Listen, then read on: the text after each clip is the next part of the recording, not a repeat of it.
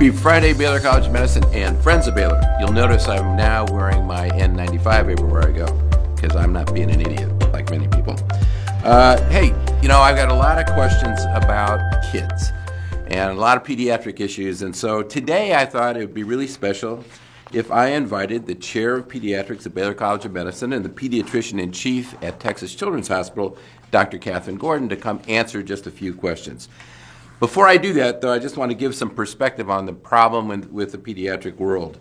Almost 8 million children have had COVID, about 1 in 10 kids.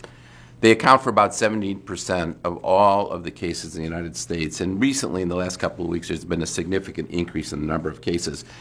The good news, if there is any good news, is that children account for under 4% of the total hospitalization and really less than 0.02% mortality. So, there's some early data to suggest why, kids don't have the same maturation of those receptors that bind to that the virus binds to, so maybe that's protecting them.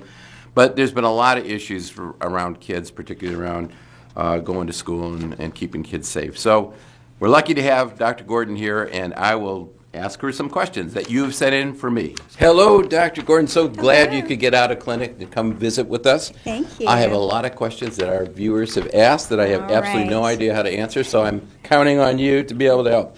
First of all, maybe you could give us an update what's happening at Texas Children's Hospital. Sure, absolutely. We've had about 100 admissions COVID positive. About 80 of those have been children. Remember, we have pregnant women who are under the same roof. About 20 are women at any time. Okay, so is it going up still or is it coming down? Steady. Steady. Very busy, but steady. Okay. So one of the questions I get all the time, it's pretty simple. Should I get my kid vaccinated? Absolutely.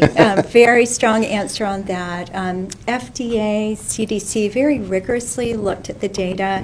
Compared to other vaccines, this vaccine is very safe. They're all safe, but there were very few side effects. Okay. And just to mention the vaccine trials, many of the pediatric trials were done at Texas Children's. That's right. So we've had our hands on these children and hands on the data, and so feel very strong about that. So I've heard about this myocarditis thing. What happens and how often does that happen? Very rare, Dr. Klopman, and mostly in older adolescent boys and young men.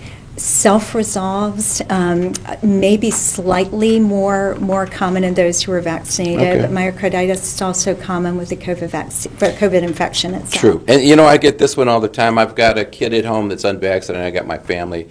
How do you protect the kid that's unvaccinated in a family gathering? Yes, be an advocate for that young child.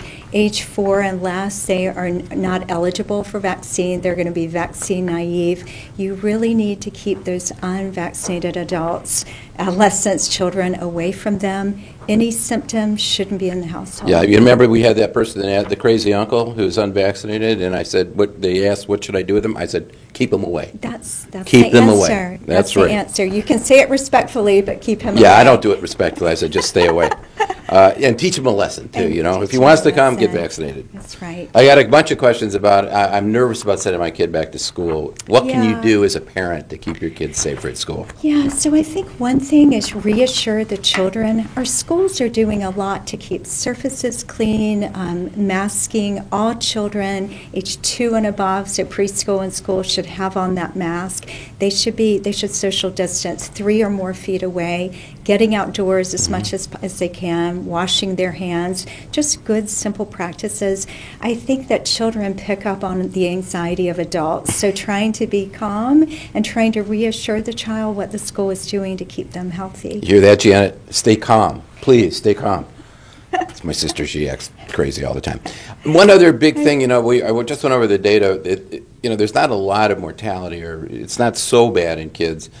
But what's really been dramatic, I think, is the emotional impact on young kids and adolescents. Can you talk a little bit about that? Absolutely. So we talk about a mental health pandemic associated with the COVID-19 pandemic, much more anxiety, depression. It's from the isolation, just all the fear and the changes to routines.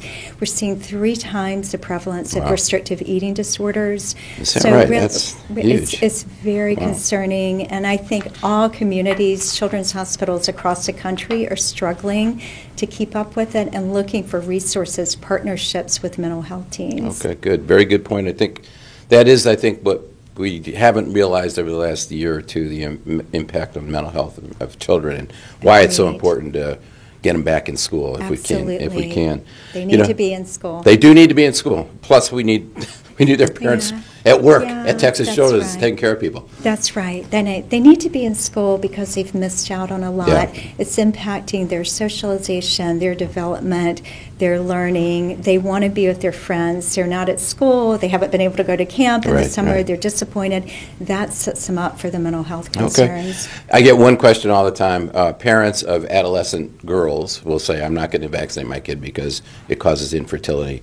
Can you please finally tell them that doesn't happen? I would like to debunk this myth. And that myth was raised around the HPV vaccine, actually other vaccines as well. It's simply not true. There's overwhelming evidence that these vaccines are safe across the board, including no fertility concerns. That's for boys and for girls. Good. I'd also add professional organizations have endorsed what I just said as well. Yes, the British Society for Fertility came out on it, yes, among others. And one last one, and this kills me. A very well-meaning parent said, it's like the old days with chicken pox. Should we have a party for Omicron so get our kids get it and get it over with? Does that make any sense to you? Makes no sense at all. Do not do it. I think what comes to my mind first is we're still learning about this virus. We're still learning about which children are at risk for complications. Mm-hmm. There's a very rare condition called MIS-C, multi-inflammatory syndrome, in childhood. It's still quite unclear which children are affected by that. Multiple organs can be affected, including the heart. So for that reason alone, I think I'd also say children can get exposed. They can be asymptomatic. Then they're infecting the community and infecting those young children we just talked about. So not a good idea. Good. Well, Dr. Gordon, thank you so much for taking time out of your busy day to come and answer questions for our viewers. And have fun and have a great day at Texas Children's. Thank you so much. All right. And so let's go back and look at the numbers worldwide. So the map is really impressive. United States is on fire. Lots of South America, Australia, Europe, Botswana. South Africa is actually coming down. And if you look at South Africa, some of the stuff that makes me feel better is you see this tremendous peak up. There's also a very fast peak down. The only concern is they're beginning to see an increase in mortality in South Africa. So things may not be as rosy as we think, but, we'll have to wait and see. The United States map, I'm always impressed by this. I mean, it looks like the whole country's on fire. There's so much red that, it's bad, and it's mostly, it's going to take over the entire United States for sure. Interestingly enough, if you look at hospitalizations and deaths, as we talked about before, huge increase in case number, but hospitalizations are lagging behind. And deaths lagging behind too. So it does seem to be less virulent than Delta. And if you look at a couple of urban areas, it looks a little bit like South Africa. And the differences between vaccinated and unvaccinated are really being accentuated with this Omicron. So if you look at cases in the fully vaccinated versus unvaccinated, tremendous difference. Same thing in the Seattle area. If you look at New York City, same kinds of differences when you look at hospitalizations. The fully vaccinated, very few. Unvaccinated, very high. And that's the same in New York or Seattle. And there's been some studies looking in London at ICU utilization. And interestingly enough, last year there was this huge peak with Delta. But look at this year, it's not going up as fast with Omicron. So maybe, again, evidence that it may not be as virulent. And deaths, in particular, between vaccinated and unvaccinated, really remarkable. Vaccinated down here, unvaccinated. So if you ever needed a reason to be vaccinated, less hospitalizations, less deaths. It's so obvious. Texas is on fire, like everyone else, mostly around the urban centers. Houston, Austin, San Antonio, and our poor friends in Dimmitt County. Never get a break from Dimmitt County. I love them. I'm moving to Dimmitt County when this is all over. And in the Texas Medical Center, we're still seeing this huge spike in cases. And unfortunately, hospitalizations continued to increase significantly. We went from, the low of 50 just a month ago to 100 to 200 to 400 and now 460. The only good news in this is it seems to be slowing. And then if you look at the Institute for Health Metrics and Evaluation from University of Washington, this is my this is my fervent hope. And this has changed a lot. The Omicron has been so much more infectious than they even anticipated. They've moved their projections. So it looks like we're peaking now. So this is Omicron in the brown, right there, that brown curve. If this is correct, and I certainly hope they're right, we are peaking, and we should begin to see a reduction in the number of cases, much as they saw in South Africa. It should start now. If that's the case, hopefully by February, life will be better. So a couple of interesting studies that came out of the United Kingdom. The ZOE study looks at symptoms. And so the top 5 symptoms for Omicron are a little bit different from Delta. They're runny nose, headache, fatigue, sneezing, and sore throat. What's interesting is the loss of taste and smell that was so prominent with Delta really isn't much in Omicron. It's like the 17th ranked symptom. And then evidence that Omicron is less virulent than Delta comes from a paper in JAMA from South Africa. They looked at patients who had Omicron versus those previous waves of Delta and Alpha, et cetera. And when they looked, the emergency room admissions were significantly less, 40% versus 70%. Patients were significantly younger, 36 versus 60 years old. The percent of patients who had a respiratory condition was a third, 30% versus 90%. The requirement for oxygen was significantly less, 17% versus 75%. And admissions to the ICU was 18% versus 30%. So, and death rate is under 3%, whereas Delta, it was 29% of hospitalized patients. So significantly less disease, at least reported from South Africa. Very large study from Cleveland Clinic compared outcomes in pediatric and adult patients. They looked at 3 days after appearing in an emergency room. It was a retrospective study of 600,000 patients, 15,000 in the Omicron era compared to about 565,000 in the Delta era. And what they showed was that, and by the way, there's a significant number of pediatric patients in that group, 27%. But what they showed is that emergency room visits were a fourth that of Delta in adults. Hospitalization was half of Delta. ICU was 1/3 of Delta, and mechanical ventilation was about a sixth. And in children under the age of 5, it was very similar. Emergency room visits, 1/6 of Delta, and hospitalizations, 1/3. And when they looked at other age groups, 5 to 11 and 12 to 17, about the same. So all the data from South Africa and from Cleveland Clinic, all suggesting that there's much less virulence. Last week we talked about the confirmation and how if you got Omicron, the good news was that antibodies to Omicron disrupted the binding of the virus to the receptor with Delta. New paper came out. It looks like it might be reciprocal. In other words, if you're infected with Delta or Alpha, it looks like you do have a response to Omicron. So that's kind of good news.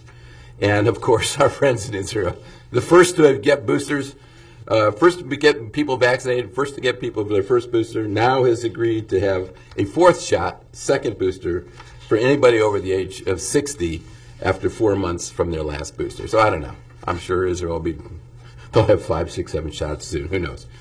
Now, one thing about this, and this is my sister talking to me all the time, there's mass frustration. We're so sick. I mean, I'm sick of it. You're sick of it. Every single person is sick of this whole pandemic. And so there's a lot of well, I'm just going to get it. What the hell? Can't get it. Can't avoid it. Might as well get it. But here's the problem with that. This concept of capitulation, let's let everybody get it, is, there's still a lot of morbidity. It may be less than Delta, but we don't want people getting sick or long haul syndrome. We don't want people dying from Omicron. So, we need as a society to try to mitigate all of that morbidity. And in addition to that, in case you hadn't noticed, your planes are being canceled. We can barely get staff wards. It's a societal disruption that's huge. And so we really need to do everything we can to prevent the spread of Omicron. And, of course, the best way is to get vaccinated. I've said it many times, and Lily's 5-point plan was always to, make travel across states with planes and trains and automobiles. You have to be vaccinated to get on an airplane, something like that. But in addition to that, we need to be more rigorous about masks. Masks work. I've stopped wearing my cloth mask. I've gone to a K95 again. masking works. Use it. It'll protect you and it'll protect others. So please think about that. So at the end today, I want to do a couple of shout-outs. First of all, I'm going to let Lily do her shout-out because she wanted to congratulate the Georgia Bulldogs. She was just happy that a dog and not a red elephant won. As far as she's concerned, as long as a dog wins, it's okay. I also want to do a giant shout-out to the Chow family and their foundation who've been supporting the Baylor College of Medicine's efforts on vaccine development and also aging research. They've been really great. I want to thank them so much. And then we're always looking for ranking agencies. I don't know how these things show up, but a new ranking agency showed up, EduRank, and they looked at the 14,000 top universities, and Baylor College of Medicine was ranked in the top 2%, and 10 of our programs are in the top 20 in the world. So I like them because they like us. Anyway, be safe and have a great weekend, and I can't wait to see you.